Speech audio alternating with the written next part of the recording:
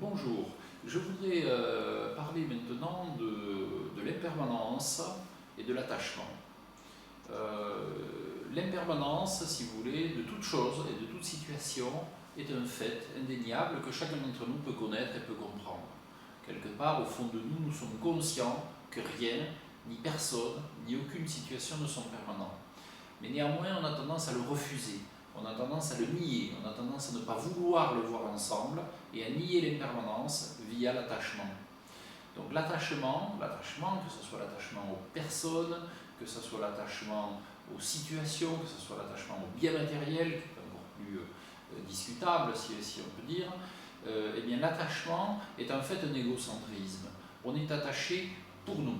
Et l'attachement est lié à la peur de perdre, et il est lié aussi au refus, en fait en quelque sorte au refus ou à la négation de l'impermanence de toute chose. Et l'attachement mène immanquablement à la souffrance. Donc je sais bien qu'on est dans notre société de consommation un petit peu amené à confondre l'attachement avec l'amour. C'est-à-dire à dire si tu n'es pas attaché, c'est que tu n'as pas d'amour, c'est que tu n'es pas amoureux, ou c'est que tu n'aimes pas cette chose ou cet animal, peu importe. Et bien en fait, moi je dis que l'attachement, au contraire, est un égocentrisme, est un égoïsme. Parce que, on va dire, on est attaché, mais on est attaché pour nous, pas pour l'autre. Voyez ?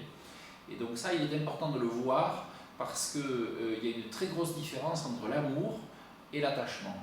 Et l'attachement est en fait le refus de l'impermanence. Et malheureusement, ou heureusement, ça je ne sais pas, mais l'impermanence est un fait, c'est ce qui est.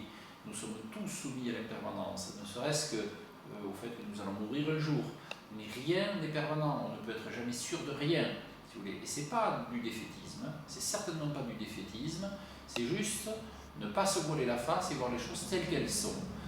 Et le fait d'être conscient de l'impermanence de toutes choses va nous permettre de ne pas les saisir comme étant impermanentes. Et ça va nous permettre d'être, de profiter de ce qui est, mais sans vouloir que ça dure toujours. Voyez ?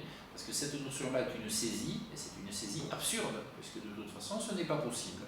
On ne peut pas empêcher les gens de vieillir, on ne peut pas empêcher les gens de mourir, on ne peut pas empêcher les choses matérielles de se détériorer et de disparaître. Et en même temps, le fait de les saisir et d'y être attaché va générer la peur de perdre, et la peur de perdre va même paradoxalement nous empêcher d'apprécier ce que nous avons. Parce qu'on a des choses, des fois, qui vont bien, et puis le fait qu'on va se dire « Ouh là là, mais j'ai peur de les perdre », et finalement on ne va plus les apprécier à leur juste valeur.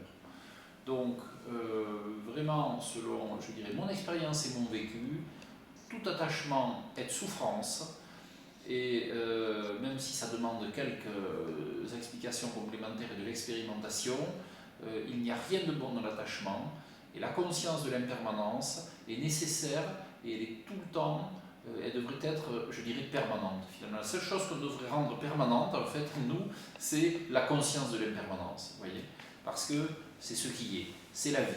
Hein. Pour que le chêne puisse exister, il faut que le gland qui a été à son origine disparaisse.